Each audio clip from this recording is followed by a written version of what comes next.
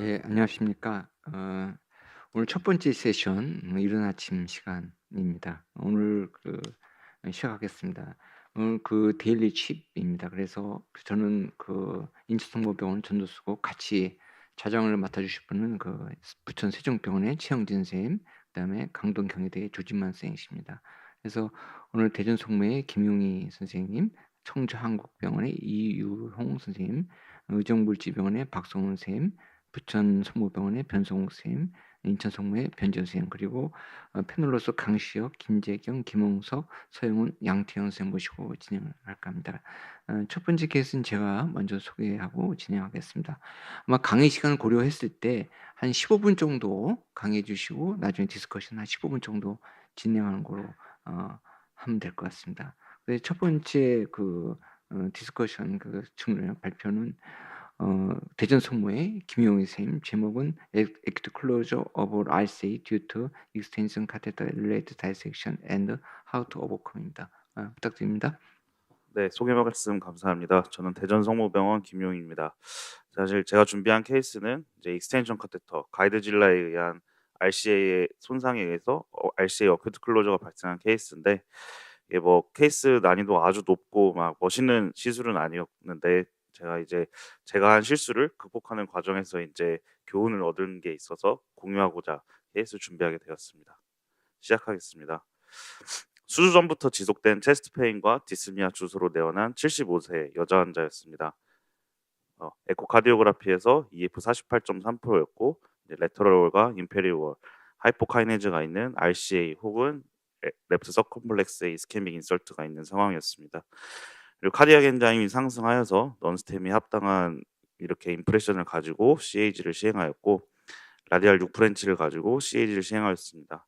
프록시말부터 미드 LAD에 디퓨즈한 리전이 있었고, 프록시말에 타이트한 리전이 있었습니다. 그리고 RCA로 콜레터럴 플로우가 약간 가는 것처럼 보여서 LAO 크레니얼에서 줌을 하나 뺀 다음에 코로너리 CAG를 시행하였고, PD 쪽으로 조금 이 콜레터럴 플로우가 가는 것 같은데 뭐 콜레터럴 플로우가 좋은 상황은 아니었습니다. 그래서 스파이더 뷰에서 서컴플렉스 오스에 헤이지한 리전이 있었습니다. RCA는 미드 RCA에 이 오거나이즈드 스롬보스로 보이는 필링 디펙트가 있었고, 티미 플로우가 3가 안 되는 상황이었습니다. 그래서 이제 넌스템이 3베슬 디지즈 그리고 컬프릿은 RCA라고 생각을 하고 RCA PCI를 먼저 하고 레프트를 PCI를 하기로 하였고, 레프트에 이제 메인 바이퍼케이션 투 스텐을 할 가능성이 있었기 때문에 페모랄 7프렌치로 PCI를 시행하였습니다. 페모랄 7프렌치를 하고 라이트를 먼저 하였고, 가이딩 카테터는 암플란트 1.0을 선택하였습니다. 그래서 이 런스루 와이어였는데 워크스 와이어로 와이어링 하는데, 이 미드 RCA의 컬프릿 리전이 이 텍타일 센스가 상당히 하드한 느낌이었고, 이 런스루 와이어 워크스만으로는 와이어링 잘 되지 않았습니다.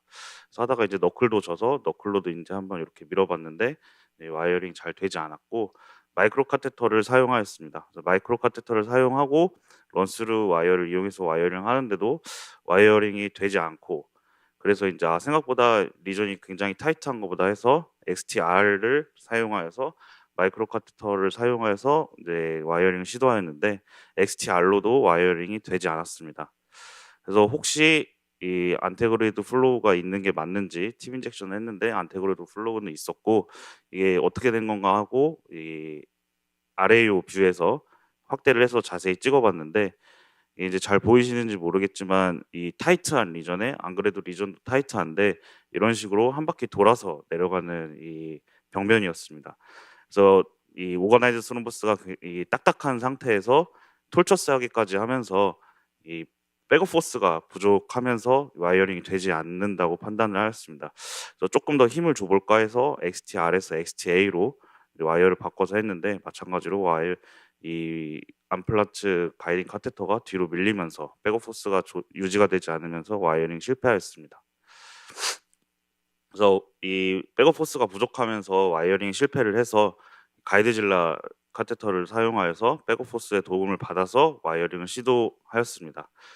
근데 이제 이 부분에 플락이 있으면서 가이드질라가 더 앵글도 있으면서 플락도 있어서 가이드질라가 이 부분에서 걸려서 더 넘어가지 않았고, 저는 그래도 어떻게든 최대한 가이드질라를 넘겨보려고 인제 막 힘을 주면서 와이어링을 시도하였으나 뭐 요 정도에서부터 더 넘어가지 않았습니다. 그러고 나서 인제 와이어링을 하는데 어 어느 순간 인제 갑자기 요 정도까지도 내려가지 않고 요 정도 프록시말 RCA에서 와이어링이 더 되지 않는 모습을 보여서 이상하다 생각을 해서 가이드질라를 빼고 인제 스몰 테스트를 해 봤는데 어 제가 이제 테스트한 영상은 이 시대를 안 밟아서 저장을 못 했는데 이런 식으로 어쿠스틱 클로저가 발생하였습니다. 아마도 가이드질라를 이제 막 제가 힘을 줘 가지고 미드 RCA로 넘기려다가 가이드질라가 이 프록시멀 RCA의 어느 부분을 이렇게 다이섹션을 만들면서 이 메시반 해마토가 생긴 것 같습니다. 그래서 이 런스루 와이어를 넣고 아이부스를 봤는데 여기가 인제 트루루맨이고 이제 메시브한 해마토마가 발생하였습니다. 다행히 인제 이 콜레터럴 플로우가 있어서 그런지 체스트 페인은 환자가 없었고 바이탈 사인은 스테이블한 상태였습니다. 그래서 머리가 좀 하얘진 상태에서 이거를 지금 할까 아니면 쪼끔 묵혀서 할까 고민을 했는데 이 묵혀서 할까라고 고민을 한 게 인제 '콜레터럴 플로우가 좋아지면은 와이어링이 더 쉽지 않을까? 그리고 인제 트루루맨이 나중에 개통될 수도 있지 않을까?' 해서 '나중에 할까.'도 했는데 이미 아이부스도 나와 있고 이 페모랄 어프로치가 된 상태여서 아이부스 가이디드 와이어링을 해 보기로 하였습니다. 그래서 인제 아이부스 가이디드 와이어링을 하기 위해서 전체 시스템을 8 프렌치로 바꿨고 이 가이딩 카테터도 사이드홀이 있는 암플란츠 1.0 8 프렌치를 꺼냈습니다. 그리고 이제 이 한 와이어링 하는데 한 10분 정도 걸렸는데 제가 인제 아이부스 영상을 10분 정도 되는 걸 이제 다 저장을 하지 못해서 와이어링 된 영상은 없는데 이런 식으로 트루루맨, 펄스루맨이 잘 보이는 뷰에서 어 런스루 와이어를 펄스루맨에 넣고 아이부스 카테터를 넣고 그다음에 이제 저는 와이어를 시온 블랙을 선택했습니다. 그래서 하이드로필릭하면서 끝에가 쪼끔 덜 뾰족한 이 시온 블랙을 선택해서 와이어링을 시도하였고 다행히 이제 이 와이어가 둘이 다른 루멘에 있는 거를 확인한 뒤에 어 마이크로 카테터를 진입을 하였고 그 영상은 없지만 이제 시온 블랙이 진짜 트루루맨에 있는지 아이부스로 확인하였고 그 영상 확보할 수 있었습니다. 그래서 시온 블랙이 트루루맨에 있었고 이 마이크로 카테터가 지나가서 그런지 트루루맨이 쪼끔 커져 있었습니다. 그리고 인제 런스루가 펄스루맨에 있는 걸 확인하고 마저 PCI를 진행하였습니다. 그러고 나서 이제 이 8 프렌치여서 그런지 백오포스가 그렇게 부족하다는 느낌은 받지 않았고 혹시 이 콜레터럴 플로우가 와이어링 하는 데 좀 더 도움이 될 수 있지 않을까 해서 바이레터럴 인젝션 해 봤는데 안테오레드 플로우가 쪼금 생겨서 그런지 여전히 이 콜레터럴 플로우는 좋지 않은 상황이었고 다행히 이 부분에서 약간 저항은 있었으나 음 와이어링이 트루루맨으로 잘 된 걸 확인하였고 뒤에 PDPL 브랜치로 와이어링이 되는 걸 확인하여서 마이크로 카테터를 어드밴스하였고 트루루맨인 걸 확인하였습니다. 그래서 이게 7 프렌치 때는 백업 포스가 굉장히 부족한다는 걸 느꼈는데 가이드질라를 사용함에도 8 프렌치를 사용했을 때는 이 그렇게 백업 포스가 부족하지 않은 걸 느껴서 이제 조금 찾아봤는데 7 프렌치와 8 프렌치 이 백업 포스가 약 한 1.3 배에서 1.5배 정도 차이 난다고 알려져 있었습니다. 그리고 이제 아이부스가 넘어가지 않아서 이까짓기 2.0 세미 컴플라이언트 벌룬으로 프리 벌룬을 시행하였고 이 디스탈 RCA에 인서클링 칼슘 리전이 있었고 미드 RCA에 저항이 살짝 느껴졌던 부분은 다행히 뭐 서브인티마 스페이스는 아니었고 제가 이제 플락을 한번 이 탔던 것 같아서 이렇게 루멘이 두 개 있는 걸 확인할 수 있었습니다. 그리고 오거나이즈 스룸부스가 있었던 컬프린 리전이 있었고 이 부분이 인제 이 다이섹션 엔트리 포인트였습니다. 인서클린 칼슘을 프리퍼레이션 하기 위해서 NC 벌룬을 3.0을 먼저 시행하였고 이제 일부러 다이섹션을 더 진행할까 봐 얼라이먼트를 잘 맞추지 않고 흘리듯이 해서 안지오그라피를 찍어서 츠 스텐트 디플로이 할 부분을 정했고 저 디플로이 이제 이 디스탈 엣지는 여기 맞춰서 PCI를 하려고 계획을 하였습니다.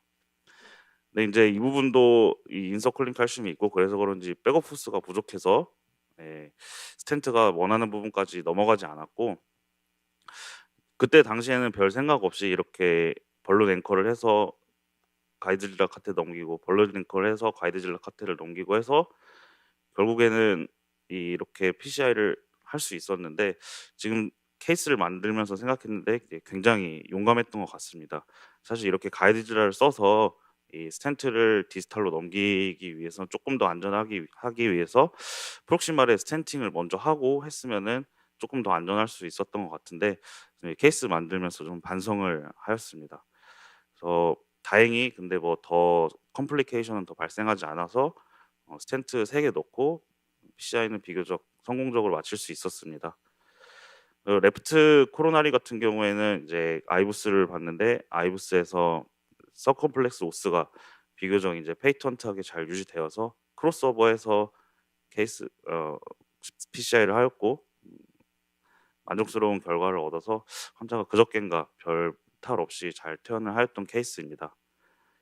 그래서 뭐 이런 케이스로 이제 저 선배님들께 테이크 홈 메시지를 드리기는 조금 부끄럽고 제가 이제 깨달은 점을 좀 말씀드리자면 이제 익스텐션 카테터, 가이드질러나 가이드라이너로 인해서 베슬에 데미지가 줄 수 있으니 이걸 항상 조심해야겠다고 교훈을 얻었고 이게 가이드인 카테터가 백업이 부족하면은 조금 더 빨리 이 더 큰 프렌치의 가이딩 카테터로 에스컬레이션을 조금 더 빨리 하면 컴플리케이션을 좀 줄일 수 있지 않았을까 생각을 하였습니다. 그리고 이제 이거는 제가 잘못했던 점인데 이 프록시말에 매시브한 다이섹션이 생겼으면 디지털 PCI 하기 전에 거기를 먼저 PCI를 했으면 더 안전하게 하지 않았을까라는 생각을 하였고 이게 포기하려고 하였지만 포기하지 않고 해서 좋은 결과를 얻을 수 있었던 것 같습니다. 네, 경청해 주셔서 감사합니다.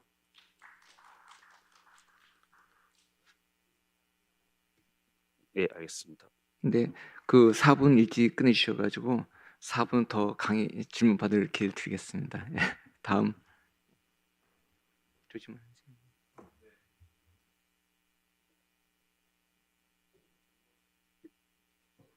두 번째 연자는 청주한국병원의 이유홍 선생님이십니다. 이유홍 선생님은 a case of ischemic cardiomyopathy with a severe LV dysfunction which underwent PCI for double total lesion에 대해서 말씀드리겠습니다. 이 교수님 부탁드립니다. 네, 소개 말씀 감사드립니다. 네, 제가 말씀드릴 내용은 severe LV dysfunction 있는 카디오마이오패시, 이스케믹 카디오마이오패시 환자에서 이제 더블 토탈 오클루전이 동반된 환자에서 PCR을 시행한 케이스 보여드리겠습니다.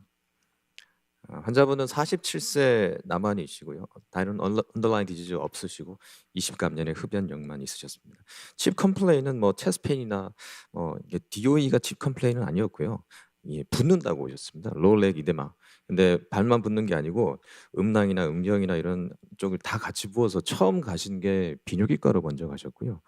근데 랩을 보면 랩이 다 이제 리버 관련된 엔자임들이 다 올라서 소화기내과를 가셨다가 또 신장내과 갔다가 이제 한 거의 3과를 갔다가 4번째로 이제 저희 과를 오셨던 분입니다. 그래서 문제를 좀 해보니까 DOE가 이제 여쭤보니까 조금 답답하고 숨찬 것도 좀 있었던 것 같다라고 이제 말씀을 하시고 굉장히 좀 예, 둔한 그런 분이셨던 것 같습니다. 그래서 랩을 보면은 뭐 아이는 약간 뛰어 있고 OTPT, 빌리루빈이 약간 뛰고 그래서 이제 아마 이런 랩 때문에 소화기 내과를 먼저 가셨던 것 같고요. 근데 아마 리버 컨제션 때문이지 않을까 생각되고 카디악 마커는 뭐 CK, CK, 트로포닌 네거티브였고요.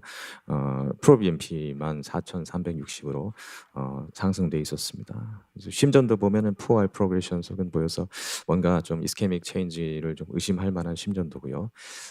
엑스레이 보면은 이제 카디오메갈리 좀 굉장히 심하시고 폴모너리 컨제스션은 별로 심하진 않으셨습니다.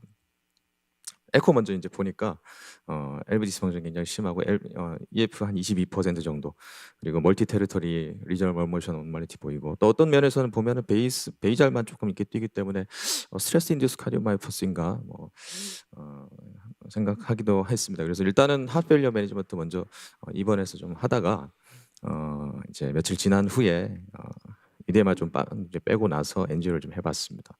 그래서 엔지오 파인딩이 보시면 이제 서크 이제 OM 다 병이 심하고 LAD 오스티움부터 이제 병이 심합니다.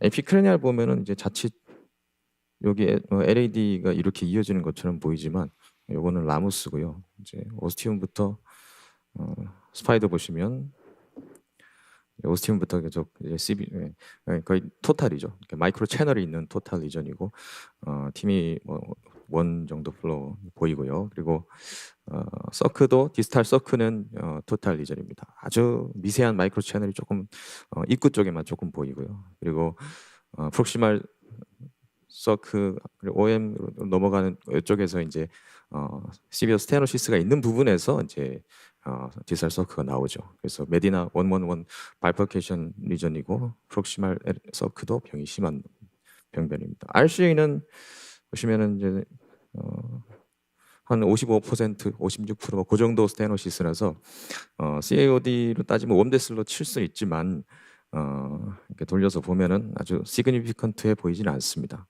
디스탈도 좀 병이 좀 있고 미드 RCA 병이 있지만 PCR 할 만한 병변은 아니었던 것 같습니다. 그래서 이분은 47세 남자 환자고 언더라인 디지즈가 없고 COD 3베스이고 LAD 서크 토탈 오클루전 된 리전은 근데 이제 CT온지는 이제 명확하진 않은 것 같습니다.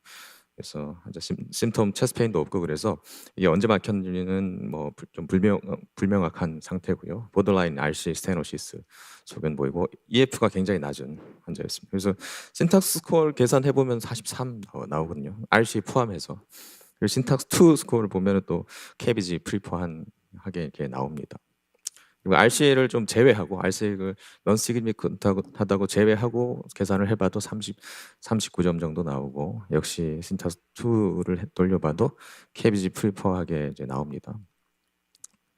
근데 이제 CS 선생님들 계시면 좀 여쭤보고 싶긴 한데 여기 보시면은 사실 미드 LAD 다이고널 브랜치 랜딩 사이트도 좀 불분명하고요.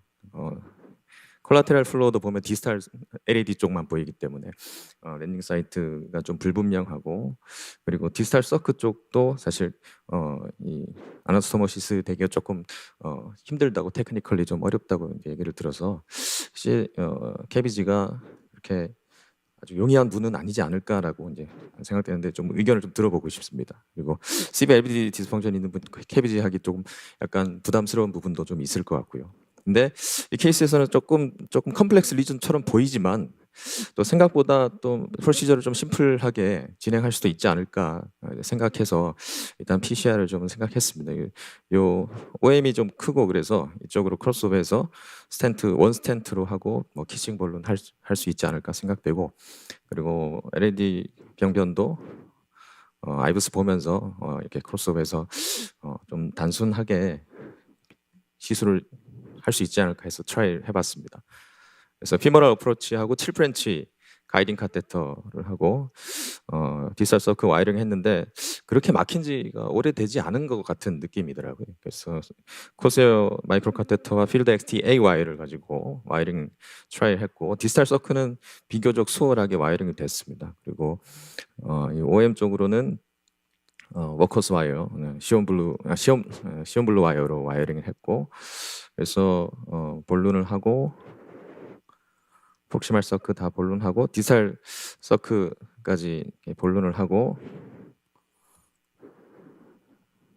포스트 볼룬 리절트 보면은 비교적 양호한 소견 보입니다. 그래서 프록시말 서크에서 OM으로 걸쳐서 2.75 스텐트로 스텐팅을 하고 디스탈 서크를 이제 PTCL을 추가적으로 하고 키싱 볼론까지 하고 그래서 바이퍼케이션 뭐 메디나 111 리전이고 디스탈 서크 토탈 리전이지만 그냥 원 스텐팅으로 비교적 심플하게 서크 병변은 이제 해결을 했었고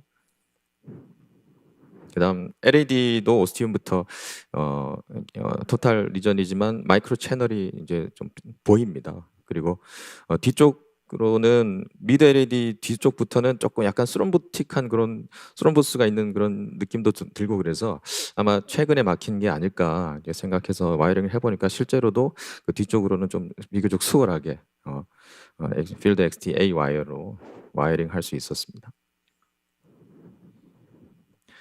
그래서 마이크로 카테터 집어넣고 이제 워커스 와이어로 체인지하고 이제 볼룬을 2.0 볼룬으로 이제 LED 사이즈를 이제 명확하게 알 수가 없어서 2.0 본론을 하고 결과를 보면은 이제 개통된 걸 이제 확인할 수 있고요. 근데 이제 하려면은 거의 레프트 메인부터 크로스오버를 해야 될 것 같은데 이런 변명 같으면 오스티움 이제 맞추기도 쉽지 않을 것 같고 또 트라이퍼케이션입니다. 여기 라모스가 좀 크게 이제 나와서 사거리거든요. 사거리라서 오스티움 맞추기도 쉽지 않을 것 같아서 크로스오버를 해야 되는데 LAD 사이즈가 별로 안 크면 사실 크로스오버 이 사이즈 디스크레펀시가 굉장히 커서 조금 고민이 됐었습니다. 그래서 아이브스를 보니까 요 디스탈 LAD 쪽은 사이즈가 별로 안 컸습니다. 다이아미터 2.5 정도. 그리고 세컨 다이고널 딱 지나자마자 빼고 나서 보니까 조금 약간 한 2.75, 3.0 정도 사이즈가 되고 약간 프록시말 포션으로 갈수록 사이즈가 급격하게 좀 커졌습니다. 그래서 이쪽은 포지티브 리모델링이 좀 있어서 그런지 거의 한 4.0 사이즈 정도 나오고 LED 오스티움 여기 이제 라모스고요. LED 오티움 쪽에는 보면 거의 3.5 정도 다이아미터 볼 수 있습니다. 레프트 메인은 뭐 4.5에서 5.0 정도까지 나옵니다. 그래서 보시면은 이제 사이즈 디스크레펀시가 꽤 크기 때문에 랜딩 존을 한 이 정도 디지털 LED로 맞춰야 되기 때문에 뒤쪽은 한 2.5 스탠팅, 그리고 앞쪽은 한 3.5 스탠팅을 해서 메인을 좀 더 펴주는 방법으로 이제 하기로 결정을 하고 추가로 2.5 본론을 하고 나서 스탠팅을 했습니다. 그래서 레프트 메인에서 프록시말 LED 걸쳐서 크로스오버해서 3.5 스탠팅을 먼저 했고요. 3.5 스탠팅 하고 나니까 라모스가 약간 보시면은 오스티움이 조금 손해를 봤습니다. 스탠팅 후에 이제 디스탈 쪽은 디스탈 LED가 사이즈가 2.5밖에 되지 않아서 아이브스 상에서 그래서 2.5 스탠팅 그래서 스탠트 차이가 좀 많이 나는 걸로 스탠팅을 했습니다. 그래서 하고 나서 라모스가 조금 이제 손해를 봐서 이 라모스 쪽을 추가로 PTCL을 와이어링을 해서 추가로 본론을 좀 살짝 해주고 그리고 라모스를 하고 나니까 또 서크 오스티움이 약간 손해를 보는 느낌이 났습니다. 그래서 서크 오스티움 쪽도 같이 이제 해결을 하려고 키싱 본론을 이제 하이 프레셔 넌 컴플라이언 본론으로 레프트 메인부터 프록시말 LED, 레프트 메인 투 서크 이렇게 키싱 본론을 이제 추가적으로 하고 그리고 뒤쪽도 하이 프레셔 본론을 추가로 했습니다. 그래서 좀 이렇게 삼거리 있을 때 크로스오버 해야 되는 트라이퍼케이션에서 크로스오버 해야 될 때 좀 어떤 그 특별한 팁이 있으실지 좀 여쭤보고 싶기도 합니다. 그래서 키싱 본론하고 이제 파이널 영상 보시면은 레프트 메인 쪽도 충분히 이제 펴줬고 라모스가 약간 손해 본 느낌이지만 크게 나쁘지 않아 보이고요. 서크 오스티움도 약간 손해 봤지만 억셉터블한 리절트였던 것 같습니다. 그래서 메디케이션을 이제 좀 충분히 풀 메디케이션 해야 되기 때문에 GDMT 그래서 아스피린 클로비토그렐, SGLT2 이니비터, 아르니 그다음에 베타 블로커 그리고 스피론락톤 같은 이런 가이드라인에 따라서 풀 메디케이션을 하면서 지금 경과를 관찰하고 있는 상태입니다. 그래서 이런 환자에서 좀 트라이퍼케이션 PCI 스트래티지에 조금 어떤 팁이나 어떤 방법이 있으실지 좀 여쭤보고 싶고 저희 병원은 이제 사실 제가 근무하는 병원이 종합병원이고 2차 병원이기 때문에 이제 CS가 없습니다. 카디악 그냥 CS는 있지만 카디악 CS가 없어서 하트 팀 어프로치가 이제 사실 쉽지 않습니다. 그래서 하트 팀 어프로치를 했으면은 조금 이 케이스에서 트리트먼트 옵션이 좀 바뀔 수 있지 않았을까 싶기도 합니다. 근데 때로는 사실 신탁 스코어링이 좀 리전 컴플렉시티를 조금 오버에스티메이션해서 좀 약간 과장하는 면이 있지 않을까 싶기도 하고요. 좀 더 심플리파이된 그런 프로시저를 아이브스와 함께 잘 한다면 그리고 옵티멀 메디케이션을 충분히 한다면 뭐 이런 환자에서 조금 클리니컬 아웃컴을 좀 오버컴할 수 있지 않을까 생각해봤습니다. 이상 발표 마치겠습니다. 감사합니다.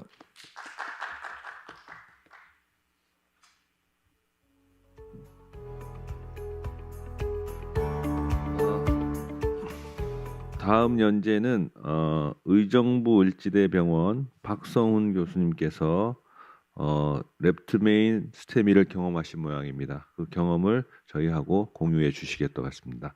박석규 선생님 부탁드립니다. 네, 네, 소개 말씀 감사드립니다. 저는 여기 코악트 학회는 오늘이 처음 참석인데요. 초대해 주셔서 감사하고요. 제가 최근에 지금 현재 근무하고 있는 병원에 21년도에 이제 이직을 했는데 올해 한 2년쯤 됐을 때 이틀 연달아 레프트맨 스테미가 오셨었거든요. 그래서 그때 그 현타를 느끼면서 이제 관둬야 되나라는 했던 그런 걸 느꼈던 케이스가 최근에 있어서 말씀드리도록 하겠습니다. 첫 번째 환자는 76세 환자분이시고요.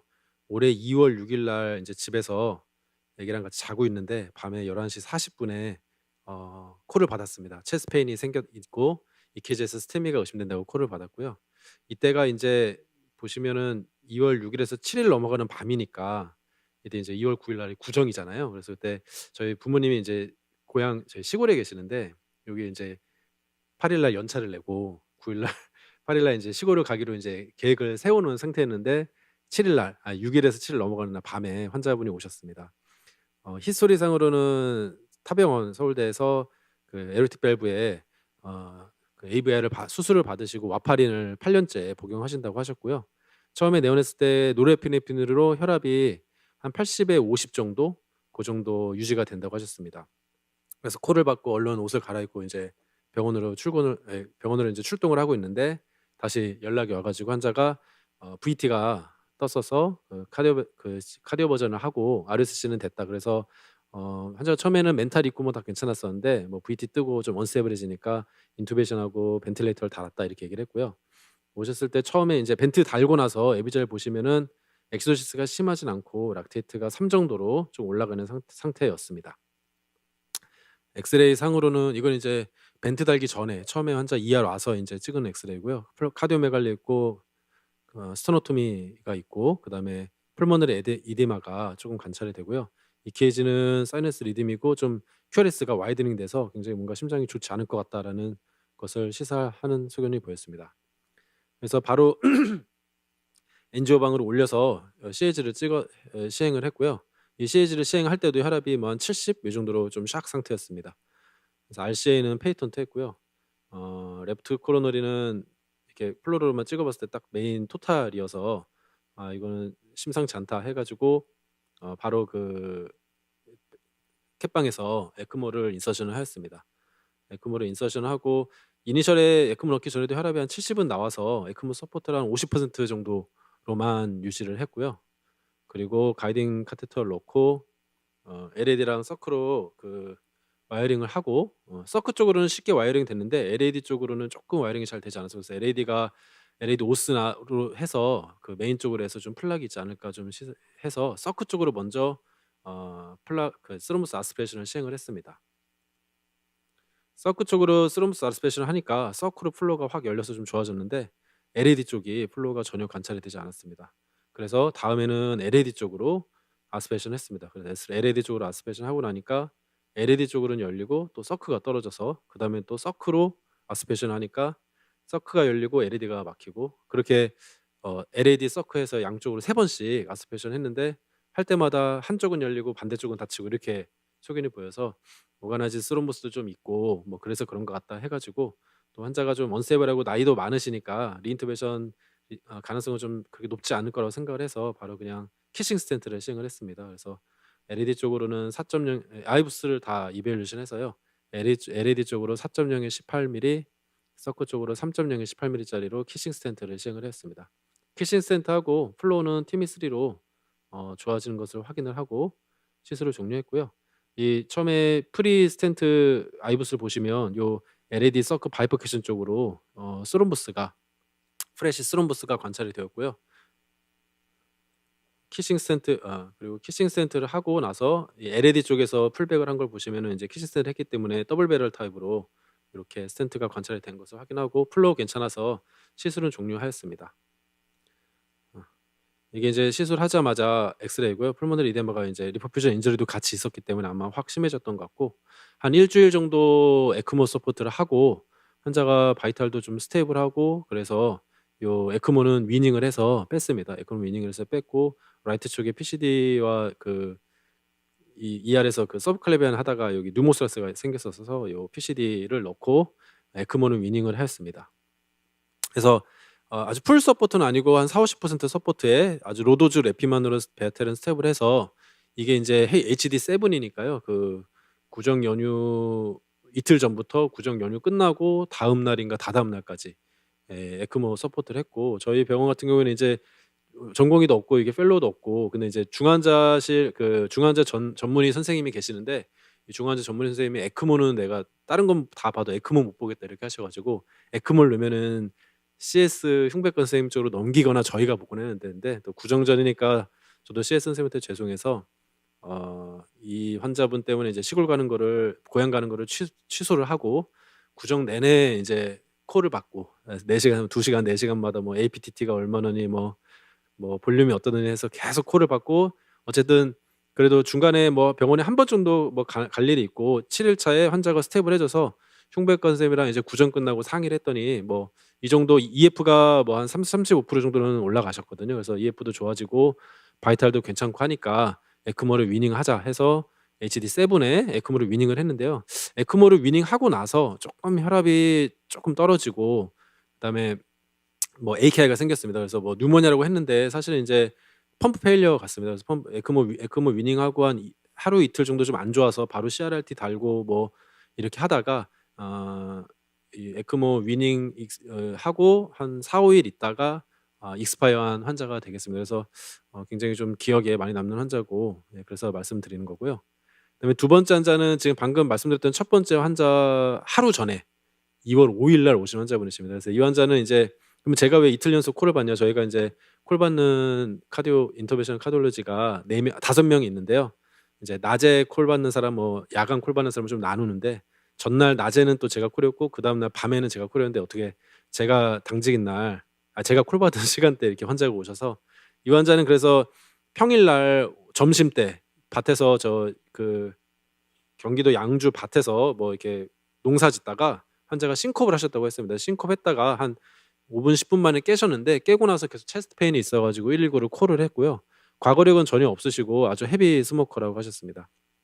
그래서 119가 콜을 봐서 119가 싫어서 왔고 뭐 올 때까지는 119 그 앰뷸런스 안에서는 의식도 있고 뭐 가슴이 아프다 뭐 이렇게 소리 지르고 이런 상태였다고 하는데 언젠진 모릅니다. 이게 VF 카디오레스가 2L에서 났다고 하는데 언젠진 모르고 119에서 내려보니까 환자가 콜랩스 되는 상태였습니다. 그래서 뭐 119 앰뷸런스 안에서 뭐 내리기 직전이든 뭐 그 순간에 VF 어레스트가 뜬 것 같고요. 그래서 VF 어레스트를 인지를 한 시간이 12시 40분이었습니다. 그래서 환자는 12시에 싱콥했고 신고가 들어갔고 한 40분 정도 이후에 ER에 도착했는데 VF 어레스트였고 그래서 응급학과 선생님이 이제 ACLS를 계속 했는데 VF 어레스트가 리프렉터리 했다고 했습니다. 그래서 디핍을 4번인가 쳤는데도 계속 돌아오지 않는다. 그래서 환자가 나이가 워낙에 젊으시니까 그리고 뭐 콜랩스 타임이 아주 길진 않을 거라고 생각을 했던 것 같아요. 노플로 타임이 앰뷸런스에서는 계속 의식이 있었다고 하셨으니까 노플로 타임이 그렇게 길지 않다라고 생각을 해서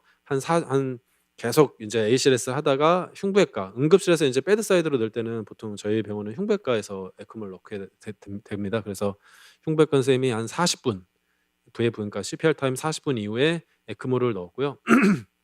에크모를 넣기 전에 그 ABG를 보시면 폐하가 6.8이고 락테이트가 7.6이고 PCO2가 토탈 CO2가 16.1로 엑시도시스가 상당히 진행된 상태였습니다. 그래서 뭐 나중에 찾아보니까 폐하가 6.9 이하이거나 뭐 락테이트가 10 이상이면 조금 예후가 좋지 않기 때문에 에크모 인서션을 좀 신중해라 이렇게 하는데 이 환자는 이제 나이가 젊고 뭐 의식이 있었기 때문에 에크모를 넣는 거는 뭐 적절한 처치였다고 생각을 했습니다. 그래서 에크모를 넣고 이게 이제 콜랩스 되기 전에 그 119에서 시행한 EKG인데 이렇게 이분도 마찬가지로 와이드 QRS가 관찰이 되고 에크모 넣고 나서 엑스레이를 찍어봤더니 완전히 플래싱하게 풀모널 이데마가 매우 심한 상태였습니다. 그래서 응급실에서 에크모 흉부외과 선생님이 넣어주시고 저는 이제 엔조를 시행을 했어요. 엔조를 시행했을 때 이분도 마찬가지로 요 레프트 메인의 바이포케이션 쪽에 아주 스루무스 버든이 많았고요. 그 LAD랑 서크 쪽으로 플로우는 둘 다 팀이 1, 2 정도로 열려 있는 상태였습니다. 그래서 마찬가지로 양쪽으로 와이어링을 하고 LAD 쪽이랑 서큐 쪽으로 해서 스럼버스 아스피레이션을 했고요. 이분은 좀 프레시 스럼바이가 많이 리트리버리 됐습니다. 그래서 스럼버스 아스피레이션 하고 나니까 이분은 다행히 뭐 한쪽으로 그 아스피레이션 카테터를 넣었다고 다 반대쪽이 막히거나 이러지 않고 아이보스를 봤을 때는 리전이 LAD 오스 쪽이 매우 심했고 서큐 쪽은 리전이 플락이 있긴 했었는데 뭐 카디오제닉 샥 상태고 뭐 에크모하고 이러니까 심플하게 프로시저를 해야겠다 해가지고 서큐 쪽이 플로우가 열려 있어서 그래서 그냥 크로스오버를 했습니다. 그래서 이분은 메인 쪽으로 해서 4.0에 18mm짜리 LED 프록시멀이 베스 사이즈가 4.0이고 메인이 한 6 정도 됐었거든요. 그래서 4.0에 18짜리 스텐트를 시행을 했습니다. 그래서 스텐트를 시행을 하니까 이게 이제 스럼부스가 약간 마이그레이션 됐을 수도 있고 그다음에 서코스가 좀 플락이 있어서 서크가 컴프라마이즈가 됐습니다. 그래서 뭐 심플하게 해야 되니까 리와이링하고 그냥 키싱 벌룬만 하고 끝내자라는 생각으로 키싱 벌룬을 시행을 했습니다. 키싱 벌룬을 시행을 하고 아이보스 보니까 서크로 플로우가 열리긴 하는데 요 그 서크 오스 쪽에 그 리전 있던 그 플락이 부분이 좀 심하게 관찰이 되고 이게 벌룬에 별로 리스폰스가 좋지 않아서 여기도 나이가 또 젊으시고 하시기 때문에 여기도 스텐트를 해주는 게 좋겠다라고 생각을 해서 리버스 크러싱 스텐팅을 시행을 했습니다. 그래서 리버스 크러싱 스텐팅을 하고 키싱 벌룬을 하고 나서 티미 플로우는 매우 좋아서 기분 좋게 잘됐다 하고 시행을 했는데 문제는 이제 그런데 환자 상태가 좀 좋지 않았어요. 그래서 이미 좀 그 올간 데미지들을 많이 받은 상태라고 생각이 되었고요. 에크모 서포트를 풀로 하든지 좀 줄이든지 하던 간에 이 펄스 프레셔가 별로 나오지가 않고 그리고 EF가 뭐 심장이 거의 뭐 마지막에 끝나고 나서 포터블 에코를 시행을 했을 때는 심장이 거의 뛰지 않는 상태였습니다. 그래서 에크모하고 뭐 저희가 벤팅까지는 이때는 생각을 안 했기 때문에 펄스 웨이브 프레셔를 좀 내주기 위해서 IBP를 반대쪽으로 해서 추가로 좀 시행을 넣어줬고요. 아이보스는 마찬가지로 이 스롬보스 버든이 굉장히 많이 관찰되는 걸 확인을 했고 그다음에 이분은 이제 크러싱 스텐팅을 했기 때문에 이렇게 서코스가 잘 열려 있는 것을 확인하고 시술을 종료했습니다.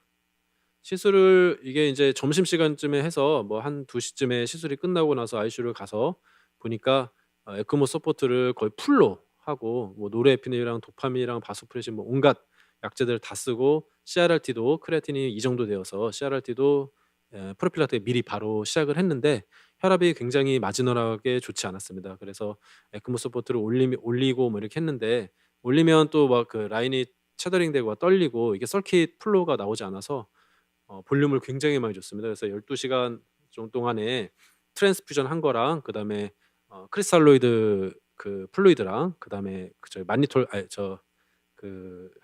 아이소토닉 그런 솔루션까지 해가지고 한 10리터 정도 볼륨이 들어갔습니다. 뭐 이렇게 좀 바이탈 안 좋으시고 분 중에 에크모 놓고 나서 이렇게 볼륨 많이 들어간 분들이 대부분 예후가 안 좋은데 이분도 딱 그렇게 되었습니다.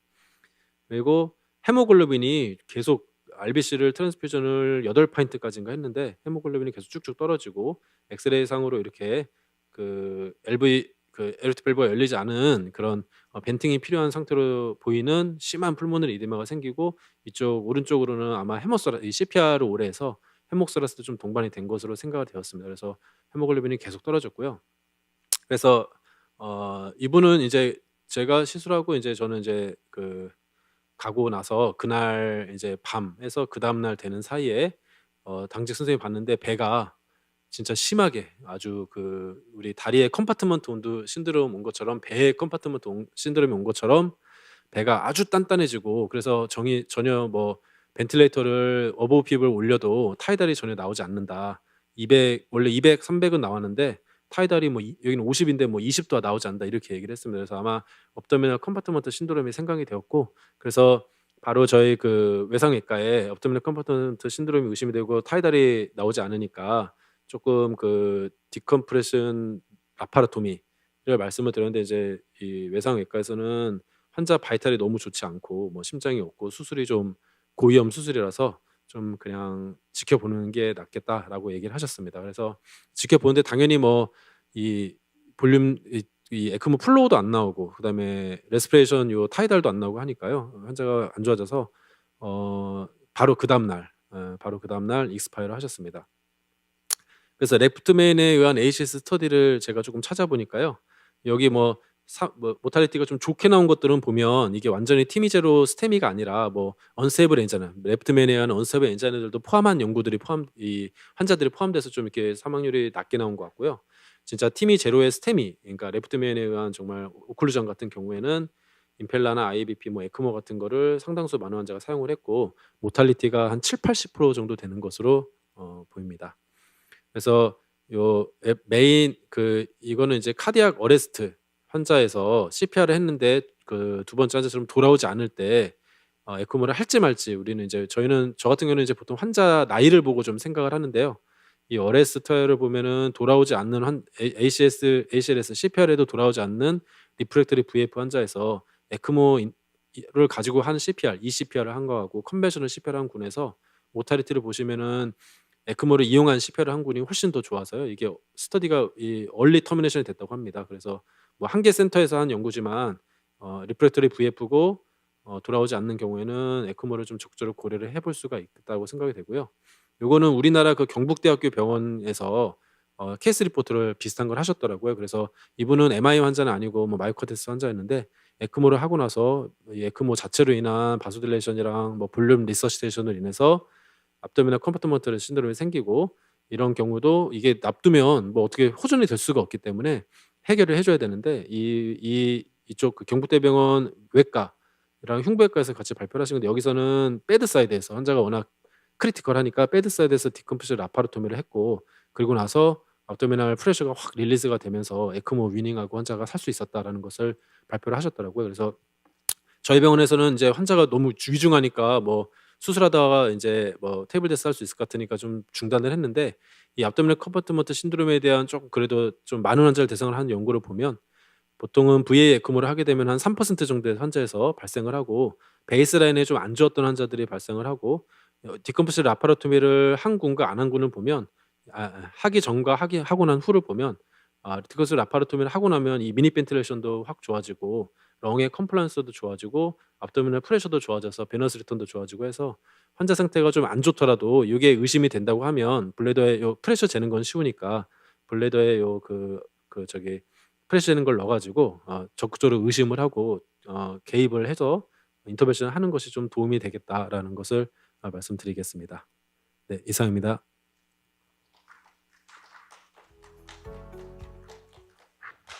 좋은 발표 감사드립니다. 자, 부천성병원 최영진입니다.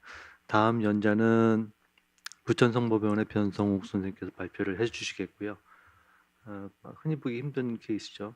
KBG 후에 베인그래프트 페일러에 대해서 PCR을 하는 케이스를 발표해 주시겠습니다. 부탁드리겠습니다. 네, 소개 감사드립니다.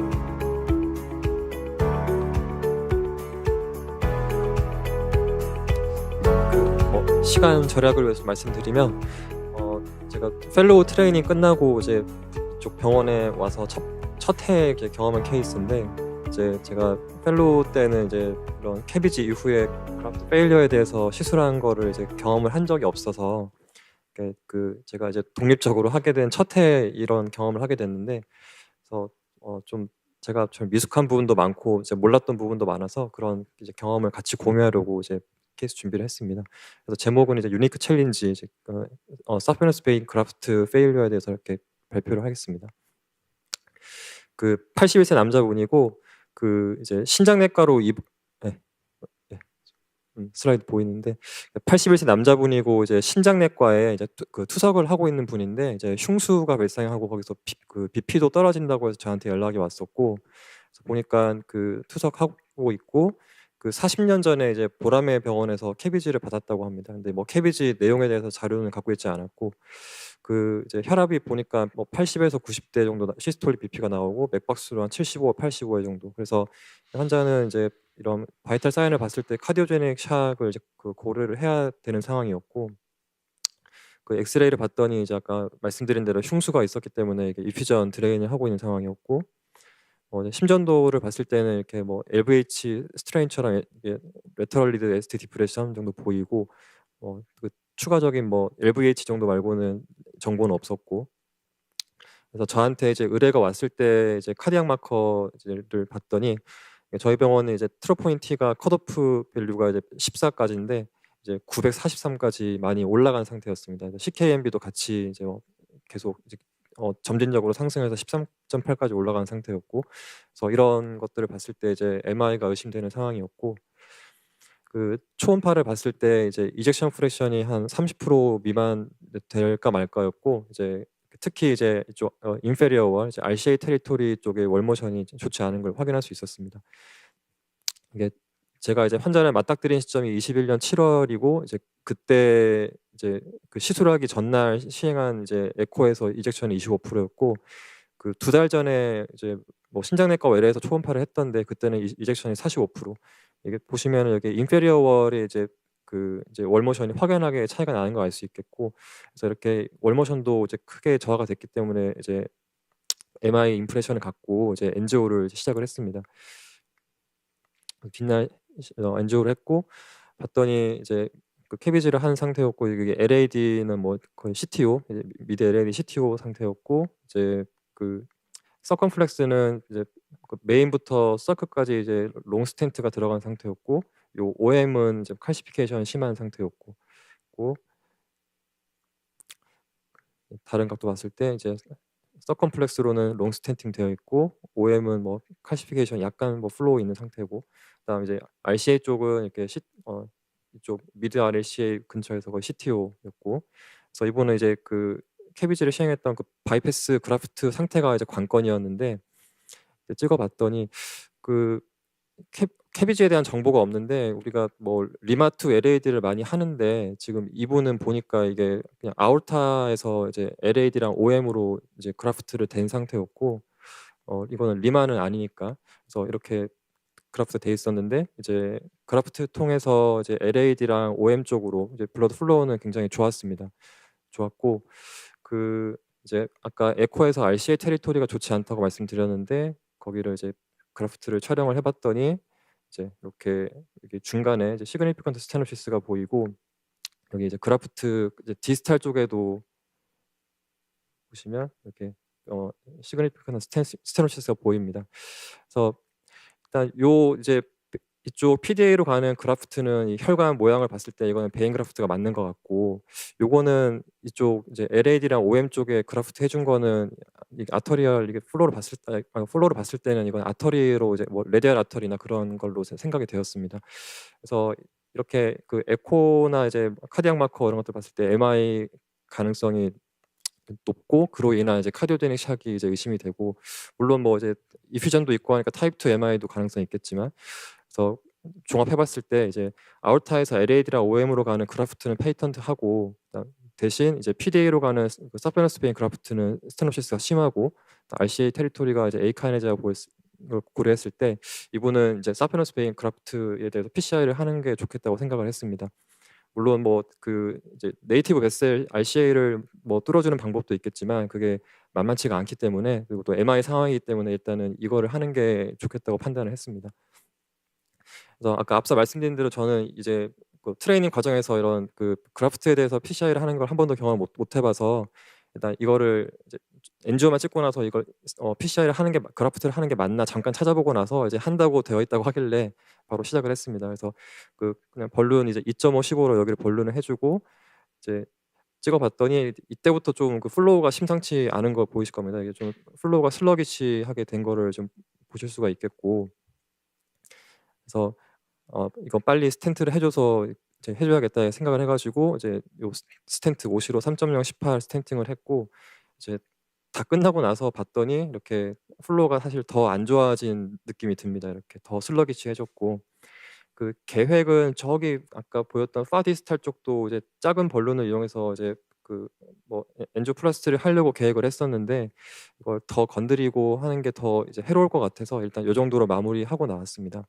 이게 뭐 잘한 건지 모르겠지만 그래서 환자분 경과를 보면은 다행히 이제 PCI를 시행하고 나서 이제 좀 뭐 첫날부터 한 3일째까지는 혈압이 약간 불안정하다가 한 4일째부터는 혈압이 좀 안정적으로 이제 100에서 120 나오기 시작했고 그래서 심장내과 전과에서 투석을 마저 하고 이제 전원 계획을 하는 중에 그 심장내과 입원 도중에 이제 서든 카디악 데스가 생겼습니다. 그래서 거기서 이제 리듬은 PA 리듬이었다고 하고 잠깐 이제 돌아왔을 리커버리가 됐을 때 심전도 요랬었고 그리고 이제 그 카디악 마커를 비교해 보면은 이제 제가 시술을 했던 날은 카디악 트로포닌이 975까지 올라갔다가 이제 서든 카디악 데스가 확인된 날은 그 2100까지 올라간 걸 알 수 있습니다. 이거는 뭐 이제 뭐 컴프레션 이후에 데미지 이제 메케니컬 데미지를 입어서 올라갔을 수도 있겠고 뭐 이게 그 PCI 후부터 이벤트 당일까지 중간에 그 랩 검사를 한 번밖에 안 해가지고 이게 점진적으로 올라가는지 알 수는 없지만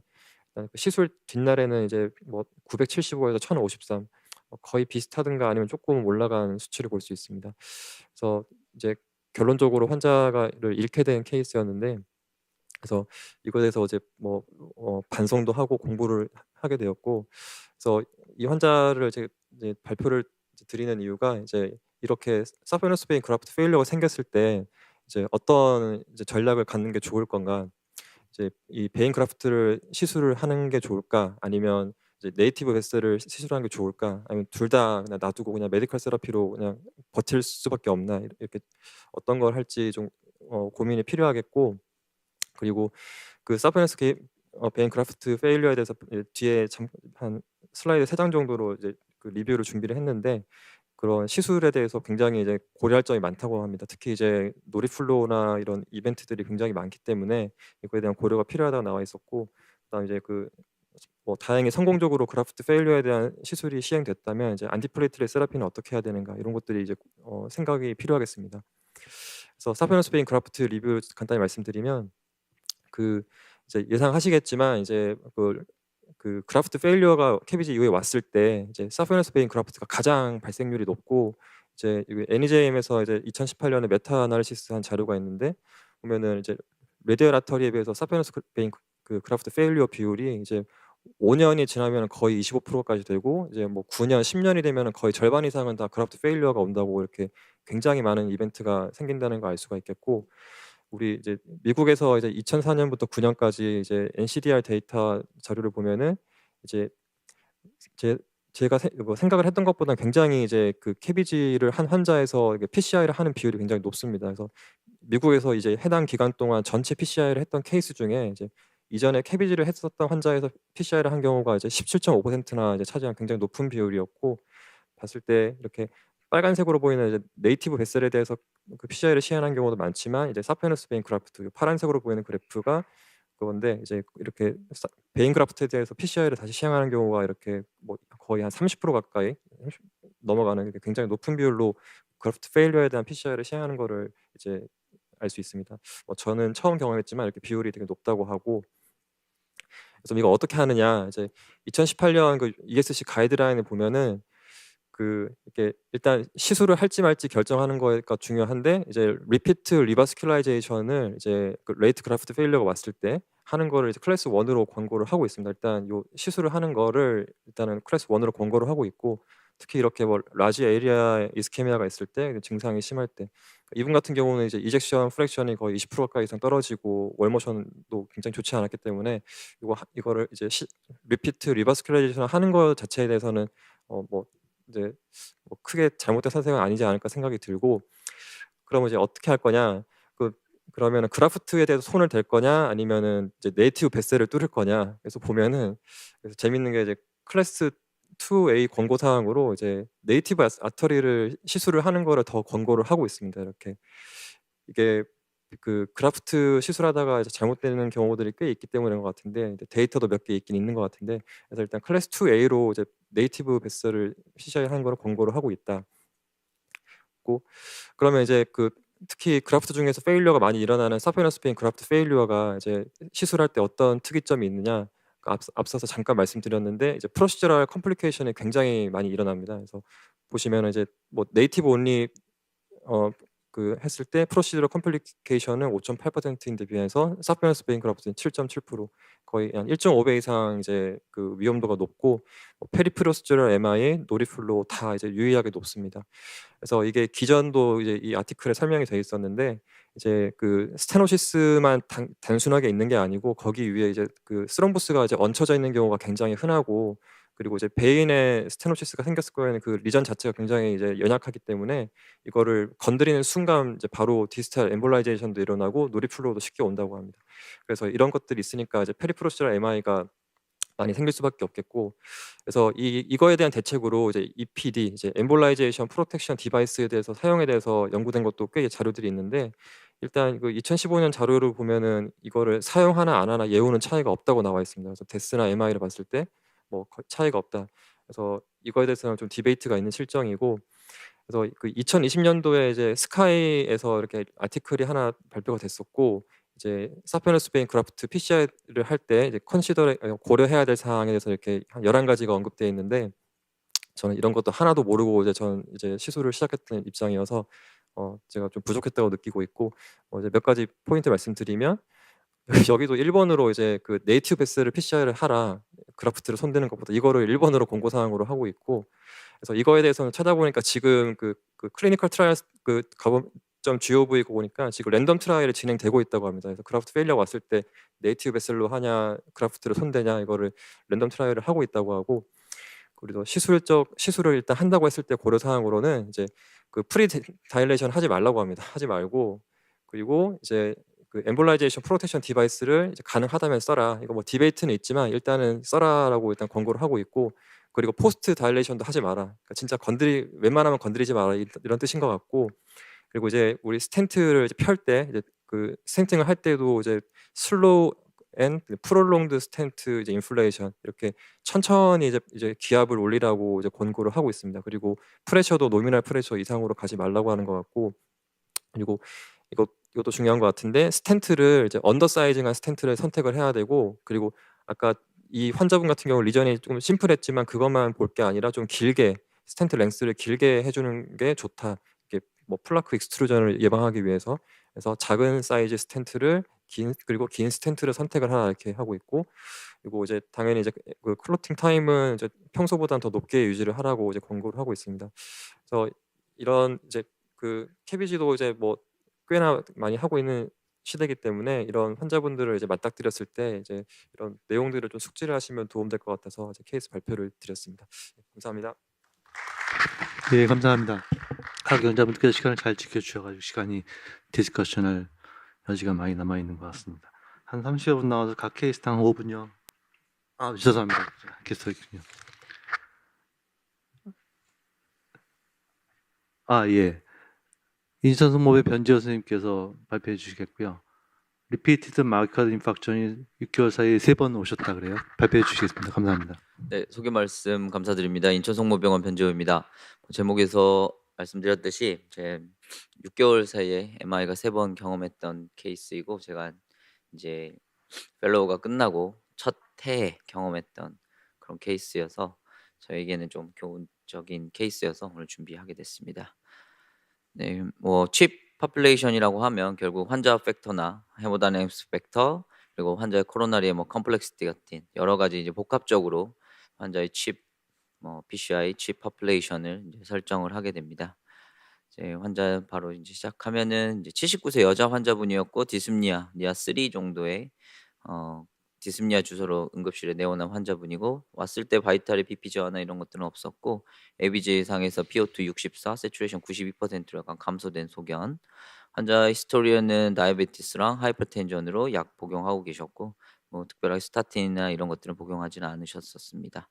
환자 심전도 보시면 이니셜에 뭐 디퓨즈하게 1, 2 그리고 5, 6 쪽으로 디프레션 소견 관찰되고 있고 이미 체스트 엑스레이상에서 폴모널 에데마 소견 관찰되어서 뭐 환자 바이탈은 스텝을 했고 넌스테미 상황이었기 때문에 환자 올솜니아도 심하고 환자 거의 누워 있어서 바로 시술은 불가능하다고 판단해서 일단 약물 치료하고 폴모널 에데마 조절하고 이제 엔지오 하기로 이제 결정을 해서 약물 치료하면서 보고 아이오 네거티브 시킨 이후에는 엑스레이는 많이 좀 좋아져서 환자 좀 심텀도 많이 좋아졌었고요.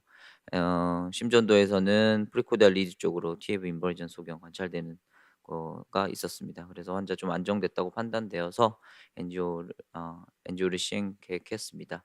TT 보시게 되면은 그래도 비교적 이젝션 프랙션은 뭐 53%로 약간 감소 있지만은 비교적 잘 유지된 편이었고 LAD 쪽 에이피칼 septal 쪽으로 월모션 나가 있는 소견 이제 관찰되고 있었습니다. 다이그노스틱 엔지오 보도록 하겠습니다.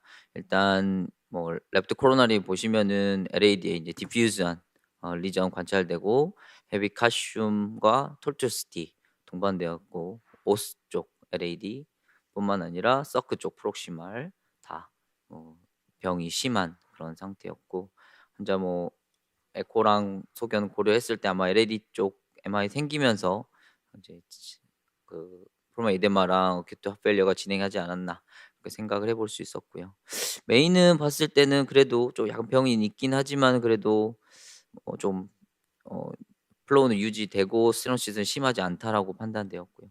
RCA 쪽 보시면은 뭐 RCA도 마찬가지로 LAD나 서크 마찬가지로 디퓨즈한 리전 소견 관찰되었는데 일단은 결국 이제 처음에 이 환자를 맞닥뜨렸을 때 그리고 이제 생각해야 될 거는 결국은 트리트먼트 플랜을 어떻게 가져갈 것이냐. 이제 PCI를 하게 되면은 일단 뭐 레프트 메인 바이퍼케이션 쪽에 뭐 메디나 클래스 011 정도 될 것 같고 LA 쪽으로 디퓨전 카시파이드 리전 로타까지 좀 생각할 수 있을 것 같고요. 환자 당뇨 동반한 3베슬 MI 환자분이어서 신스텍 스코어를 계산해 보면 31점이기 때문에 굉장히 높아서 캐비지도 고려를 항상은 해봐야 될 것 같습니다. 환자 이제 엔지오 찍고 이제 보호자 상의했을 때 워낙 이제 고령이시고 몸무게도 적게 나가시고 그러셔가지고 수술에 대한 거부감이나 이런 것들 때문에 일단은 PCI로 해결하기로 일단은 시행하기로 하고 이제 들어갔었습니다. 그래서 이제 혹시나 이제 리전에서 좀 더 LAD 쪽의 스텐트나 이런 것들이 굉장히 디퓨즈하게 깔릴 거기 때문에 혹시나 좀 FFR 한번 해서 좀 스텐트를 줄여볼 수 있지 않을까 뭐 생각하고 해봤는데 FFR 자체 0.5 굉장히 디퓨즈한 리전이고 좀 서크 쪽이 엔지오그래픽하게 보이기엔 그렇지만은 좀 더 혹시나 FFR 유지되면 그냥 LAD만 하고 끝내는 게 최대한 심플리파이하게 시술을 하는 게 좋겠다고 생각해서 해봤는데 여기도 0.75로 시술을 해야 될 것 같다라고 이제 생각을 했었습니다. 그래서 이제 뭐 처음에 이제 뭐 FFR 와이어는 넘어갔는데 아이브스 넘겨봤는데 전혀 뭐 아이브스는 프록시마 LAD 쪽에 칼슘이랑 그 톨투스 때문에 LAD 쪽으로는 아예 진입이 안 됐었고요. 서크 쪽은 그래도 디스탈 자리 잘 갔고 뭐 헤비 카시파이드 동반된 플락, 시비어 스테노시스 관찰되고 있었고 메인 쪽은 약간 좀 프리저브드 돼 있는 그런 소견 관찰되어서 일단은 일단 PCI를 하기로 생각을 했었습니다. 그래서 이제 LAD 쪽으로는 이제 뭐 벌룬이나 이런 것들 아예 넘어가지 않아서 일단은 먼저 이제 서크 먼저 PCI를 하기로 이제 결정했었습니다. 그래서 처음에는 이제 메인이 괜찮다고 생각해서 그냥 뭐 이거를 바이피케이션 스텐트를 하진 투스텐이나 이런 것들을 할 생각은 안 했어서 일단은 이쪽만 좀 커버를 하고 좀 오스 쪽은 남겨놓자 하고 했는데 실제적으로는 스텐트가 좀 당겨지면서 이제 거의 오스에 맞춰지게 됐습니다. 이때부터가 조금 이제 프로시저가 꼬이게 됐는데 그래서 이럴 거면 차라리 그냥 바이피케이션 스텐트를 투스텐을 하고 하는 게 더 그렇게 계획을 세웠어야 되는데 이게 오스 쪽으로 좀 당겨지면서 이제 스텐트가 이제 좀 그런 계획에 좀 차질이 생겼던 것 같습니다. 일단은 옵티마이제이션을 하고 다음 LAD로 이제 넘어갔었습니다. 그래서 여기도 이제 LAD에 너무 톨투스 심해서 벌룬 자체가 미드 쪽으로 넘어가지를 않습니다. 그래서 이제 오스 쪽에서도 타이트한 스테노시스가 있었고 그렇기 때문에 일단은 메인 프록시말 쪽으로 이제 먼저 그쪽을 좀 열어놓고 뒤쪽을 좀 도모해보자 생각해서 먼저 스텐트를 프록시말 LA 쪽으로 넣으려고 하는데 여기도 뭐 아예 자체가 여기 앵글에서 넘어가지를 않습니다. 일단 아이브스에서 메인 쪽 프록시말 쪽까지도 병이 있었기 때문에 그냥 LAD랑 메인에 크로스오버를 해서 일단은 먼저 열어놓고 뒤쪽을 생각을 하자 해서 일단은 메인 투 프록시마 LED 크로스오버를 하게 되었습니다. 그래서 메인 바이피케이션이 011이었는데 뭐 어떻게 보면은 좀 이상한 프로시저가 이제 시작이 되었죠. 그래서 뭐 크러싱도 아니고 뭐 그렇다고 해서 뭐 크로스오버를 하기로 좀 이제 어쨌든 PCI가 좀 꼬이기 시작했습니다. 그래서 이제 어찌어찌 뭐 가이드질러도 꺼내고 해서 어찌어찌 이제 번론을 미드까지 넘겨서 쭉 번론을 했고 NC까지 꺼내서 했는데 일단 NC를 꺼내니까 혈관이 워낙 안 좋아서 미드 쪽으로는 완전 다 다이섹션이 생겼었고요. 그래서 이제는 뭐 이도도 저도도 이러지도 저러지도 못하는 상황. 무조건 스텐트로 어떻게 커버를 해서 환자는 뭐 프로시저는 끝내야 되겠다. 이제 그런 상황이었었습니다. 여전히 뭐 스텐트 아이부스는 넘어가지는 않았던 상태였고요.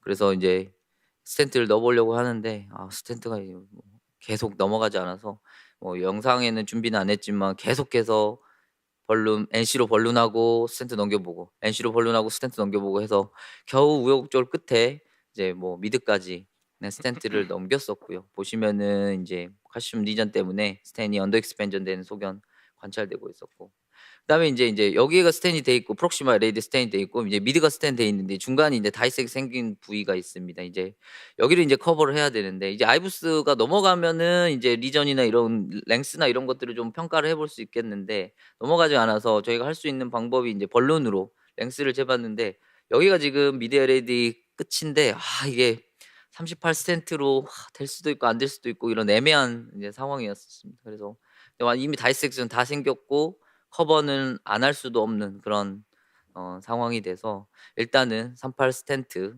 3.0의 38 스텐트를 꺼내서 일단은 대보았었습니다. 이것도 뭐 낑낑대면서 겨우 넘어갔는데 문제는 여기서 또 스텐트에 스트럿에 걸려서 또 스텐트가 넘어가질 않습니다. 그래서 이제 본데 뭐 랭스 자체도 거의 딱 맞는 정도, 앞에가 진짜 거의 그냥 오버랩이 딱 되는 정도였고 뒤에는 스트럿에 걸려서 넘어가진 않는 상태. 그래서 이제 뭐 그때 당시에는 38센트 가장 긴 거였고 48을 쓰기에는 좀 그렇고 48을 쓸까 이거 좀 빼보려고 했는데 이제 잘 스톡이 돼서 잘 빠지지도 않는 그런 상황이어서 괜히 무리해서 빼다가 뭐 스텐트 빠지고 그러는 것보다는 일단은 스텐트 하자고 해서 일단은 벌렸습니다. 일단 번론해서 벌렸고 이제 보시면은 이제 보기에는 그래도 나쁘지 않게 스텐트가 된 것처럼 보이지만 이제 실제로 프로시저러 한 오퍼레이터 입장에서는 굉장히 좀 불안전한 이제 시술이 되었던 것 같습니다.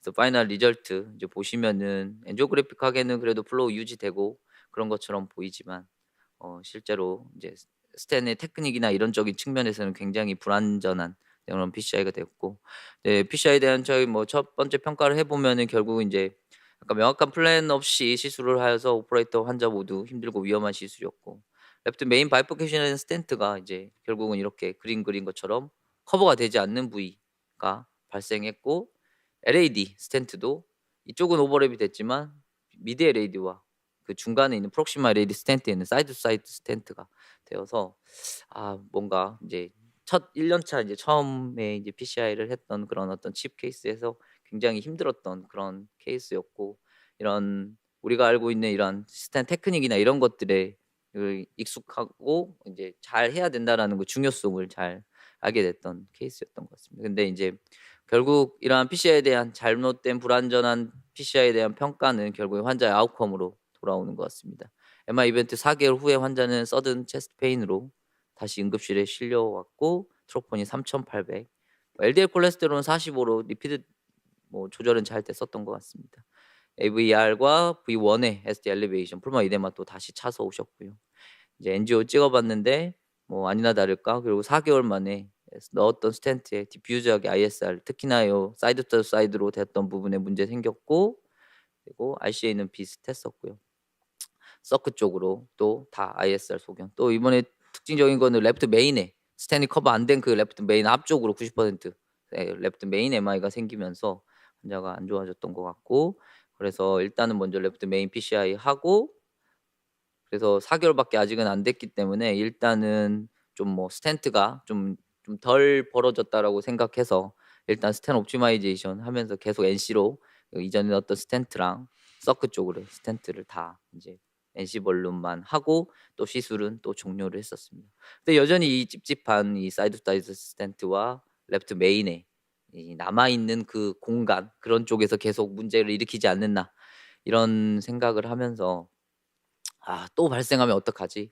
약제도 이제 환자 AF가 있어서 노악이랑 타이케글러 쓰고 한 대 쌀 때 로스제 10에 20까지 올려서 이제 메디케이션 그다음에 하펠리어 치료를 했었습니다.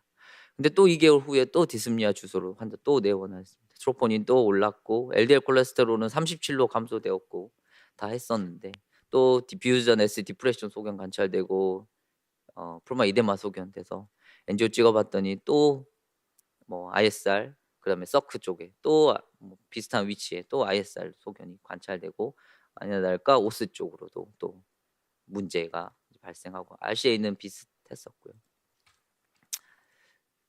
그래서 보시면 다시 그래서 이제 NC 벌룬 다 하고 그다음에 이번에는 이제 서크 쪽으로 DEB 바르고 그러면 이제 메인을 키싱을 해서 조금 그쪽으로 지오그래피나 이런 쪽으로 스탠트 지오그래피 좀 변형시키자고 해서 NC랑 DEB 벌룬 3.0 이용해서 키싱까지 하고 이제 세 번째도 또 MI 이제 시술은 이제 마쳤었던 상태였습니다.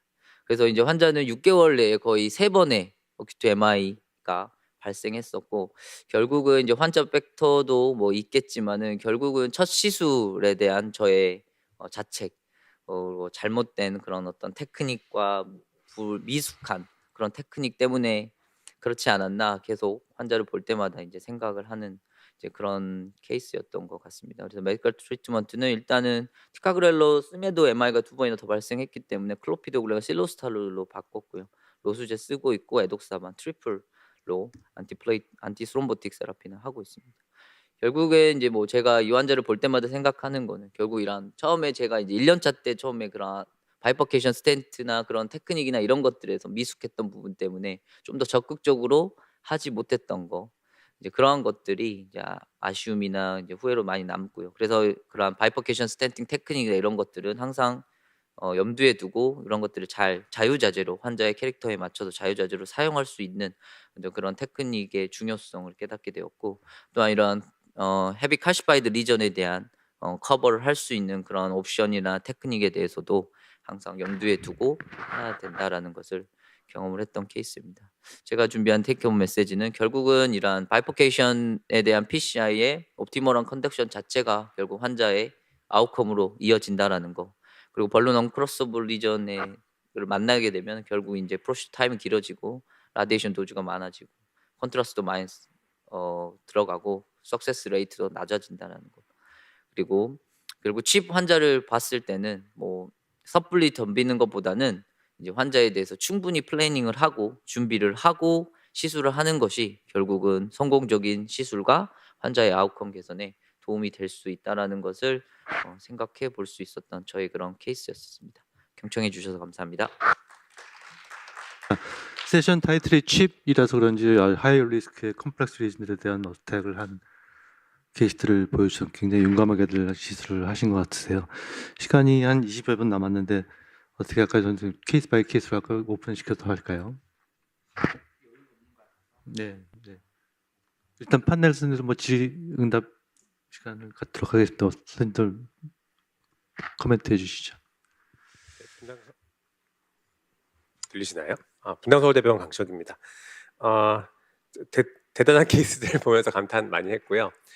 저희 요즘 우울해가지고 케이스도 많이 줄어 있는데 이렇게 어려운 케이스들 저 같으면 캐비지 보냈을 환자들이 되게 많은데 하시는 거 보면서 많이 배웠습니다.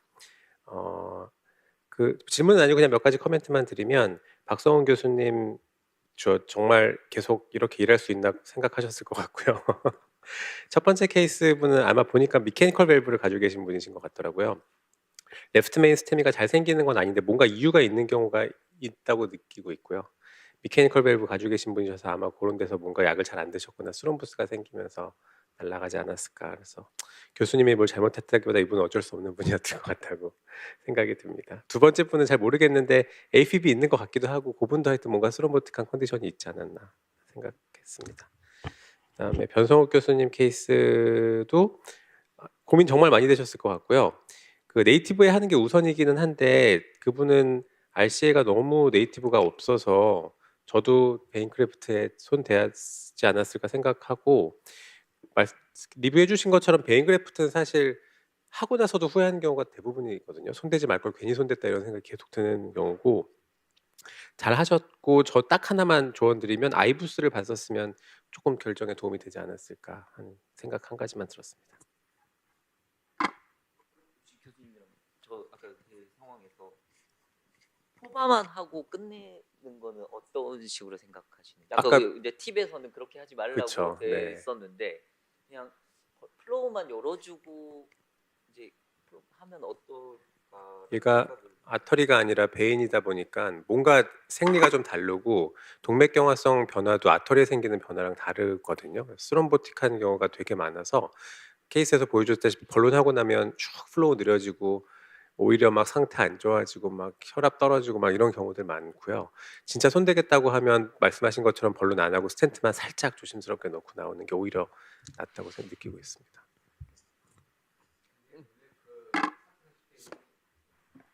그 디제너러티브 체인지가 심한 경우에 그 시술에 대한 그 적응증 같아요. 근데 아까 봤을 때 그 케이스는 그게 디제너러티브 체인지가 심하지 않아 가지고 좀 다른 치료 전략을 할 필요가 있을 것 같고. 근데 제가 코멘트를 하면은 우리가 라이트 코로너리 인터벤션의 가장 잘못한 게 뭐냐면 라이트 코로너리는 PDA나 포스트 라테랄 의한 컨두어티 베슬이거든요. 근데 그래서 그 PDA나 포스트 라테랄이 좋지 않은 상황에서 단순히 라이트 코너를 건드리는 것은 시술 자체가 의미가 없을 수가 있어요. 그걸 해결을 못 시킨다 그러면. 근데 아까는 그 베셀의 네이티브 베셀 자체가 너무 병이 심했거든요. 근데 그거를 개선시키지 않는 상태에서 그 사피노스 베인을 건드린 거는 결국에는 환자한테 베너핏이 안 갔을 것 같아요. 그게 그걸 통해서 그 혈류 공급하는 영역이 굉장히 컸었거든요. 그래서 제일 처음에 그걸 건드릴 스트래티지 자신 있었으면은 그 플러스 사피노스 베인이 맞는데 그걸 처음부터 건드리지 않고 사피노스 베인만 건드린다 하는 거는 그렇게 환자한테 베너핏이 가지 않는 시술이지 않았을까 생각해요. 저도 아까 그 엔지오 보시면은 그 사피노스 베인 그라프트의 디스탈 PL이 굉장히 좋지가 않아서 이거를 해도 이제 의미가 있을까 고민을 했는데 아까 뭐 2달 만에 이제 그게 이젝션이 RC 테리토리 굉장히 안 좋아지고 이게 뭐 해줄 수 있는 조치가 없을 것 같아서 일단 건드리게 됐는데 뭐 끝나고 나서도 이게 도움이 될까 이게 굉장히 고민을 많이 했었고 그래서 이런 경우는 이제 메디컬 세라피를 하는 것도 이제 지금 후양적으로 봤을 때 결론을 봤을 때 결과론적으로 봤을 때 환자분 돌아가셨기 때문에 제가 함으로써 페리푸셔스 시저럴 MI를 더 일으킨 게 좀 더 해로운 면도 있었을 것 같고 그래서 교수님 말씀대로 그런 결정을 할지 말지 손댈지 말지를 결정하는 게 굉장히 중요할 것 같습니다. 이런 부분에 대해서. 저는 이제 필터 말씀드리려고 하는데요. 이게 필터 스터디가 네거티브 나왔는데 경험상으로는 필터를 넣고 SVG 같은 경우에는 필터를 넣고 하고 나중에 리트리브를 해보면 굉장히 그 데브리가 많이 남는 경우가 많아서요. 저는 SVG 인터벤션 할 때는 거의 루틴하게 필터는 하는 편입니다. 그리고 아이부스 그 아까 강찬 선생님 말씀하신 대로 SVG 같은 경우에 아이부스를 보면 아트리랑 굉장히 달라서 플로우가 굉장히 슬러기시해서 저희 베슬 안에 스롬보스 있을 때 아이부스 본 것처럼 항상 그 아이부스 파인딩이 그렇고 그다음에 베슬 사이즈도 저희가 엔조상에서 보는 것보다는 훨씬 크거든요. 그래서 꼭 아이부스도 같이 보는 게 좀 도움이 될 것 같습니다. 네.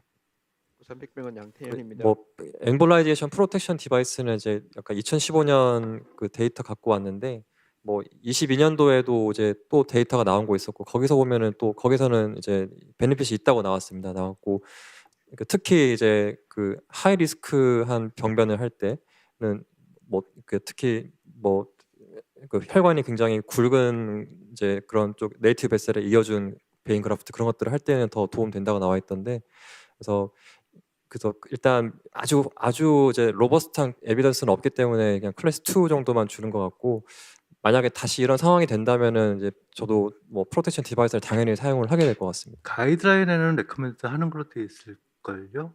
제가 알기로. 아까 2018년 유럽 ESC에서는 클래스 2A로는 주고 네, 그래서 보통 SVG 디제너레이션 된 경우는 가와이어 필터링 예. 하는 걸로 알고 있습니다. 예. 그래서 응태 선생님. 300병 양태현입니다. 모든 케이스들이 너무나 칩보다는 또 어프칩 같은 한 케이스라서 굉장히 흥미롭게 잘 봤고요. 그리고 마지막에 다들 정답들을 다 얘기해 주셨기 때문에 특히 질문 드릴 건 없습니다. 변종호 교수님 케이스는 사실은 제 같으면 KBG를 첫 번째부터 KBG를 보내고 어쩔 수 없이 PCI 할 것 같으면은 뭐 지금은 다 그렇게 하시겠지만은 스텐트가 들어가고 나서는 어쩔 수 없이 들어갔으면은 그때는 아이부스를 못 본다 하더라도 처음 시작할 때 끝까지 늘리고 하는 게 이벤트를 조금이라도 줄일 수 가능성이 있지 않을까. 뭐 물론 그렇게 다 지금 얘기를 하셨기 때문에 그렇고 변성욱 선생님 환자는 뭐 디스커션이 많이 됐고 박성훈 선생님 환자는 사실은 우리가 메인 PCI를 특히 메인 스테미 환자를 하다 보면은요 결국에는 마지막 짐을 PCI 하는 선생님들이 많이 짓거든요. 거기 할 때 CPR도 많이 하죠. 그리고 DC착도 많이 치죠. 하니까 굉장히 길가가 안 줄 가능성이 높은데 두 번째 케이스도 마찬가지로 해모그램이 굉장히 많이 떨어졌잖아요. 그 CPCR 하면서 굉장히 트라우마가 많이 받았을 거거든요. 근데 그 짐을 나중에 다 PCI 하는 선생님이 다 봤기 때문에 그걸 갖다가 너무 힘들게 하시지 않았나. 그래서 그 처음에 에코모 넣는 것도 굉장히 조금 선택적으로 요즘은 좀 덜 그렇지만 이전에는 에크모를 넣고 나서 환자가 익스파이하고 나면 100% 탁감을 시켰거든요. 그래서 그런 에크모 넣는 것도 사실은 환자가 젊기 때문에 넣었다고 했지만은 이게 사실 환자를 서바이브할 가능성이 높을까? 폐하가 6.8도 안 되는데 그런 걸 조금 생각하시면은 고생을 좀 덜 하셔서도 되지 않았을까? 그리고 고향을 가지실 수 있지 않았을까 하는 생각이 많이 듭니다. 그리고 사서 고생하지 말라는 코멘트. 예, 김영기 선생님 케이스도 사실은 지금은 다 그래 하시겠지만은 저도 사실은 저 익산생 가질 때는 많이 넣거든요. 직접 넣는데 대부분 별 문제는 없지만 이렇게 굉장히 한 번씩 다이색이 생길 수 가능성이 있기 때문에 한 번 경험하고 나면은 최소한 블루는 앞에 끼우고 이렇게 하는 경우가 많고 그래서 아마 경험이 쌓이다 보면은 이렇게 더욱더 좀 더 소극적으로 되지 않나 이런 생각이 듭니다. 에코모 얘기가 나와서 제가 질문에 아까 박성 선생님이신가요? 보통 CS에서 배사이드 에크모 많이 넣죠. ER에서도 넣고. 근데 그 가이드라인에 보면은 와이어 디지털 팁을 확인하고 넣는 걸로 이제 에크모 이머전시 가이드라인이나 CS 가이드 돼 있어. 근데 그 실제로 시행이 잘 되는지 좀 의아스럽고 그 환자 케이스 프로파일 보시면 해모그램이 쫙쫙쫙 떨어지잖아요. 포커스가 어디였죠? 저는 이니셜에 떨어진 거는 헤모스락스라고 생각이 들었고요. 헤모스락스를 어떻게 확인했나요? 이제 그 체스피 AP만 본 거로 확인했는데 그걸 어떻게 알죠? 저도 그 처음에 그 말씀 되게 좋은 말씀 주셨는데 저도 처음에 그 흉부외과 교수님이 ER에서 뱃사에서 에크모 넣는 거 보고 좀 깜짝 놀란 게 에크모 세트에 들어있는 와이어가 앵글드 타입이거든요. 근데 그거를 그냥 블라인드로 그냥 막 넣으시더라고요. 그래서 저희 같은 경우에 이제 앵글드 와이어는 가끔 어디 사이드 브랜치를 가거나 이런 걸 많이 보니까 좀 무서워하잖아요. 그래서 저는 사실은 이제 블라인드로 넣는 와이어면 당연히 JTB일 줄 알았는데 앵글드 와이어가 돼 있어서 아마 이제 뭐 인트라 압도미널 쪽으로 뭐 브랜치로 가서 블레딩이 됐을 수도 있다고. 제 보기에는 그 케이스는 에크모 인듀스드 트라우마로 익스파이하셨을 가능성이 많아 보여서.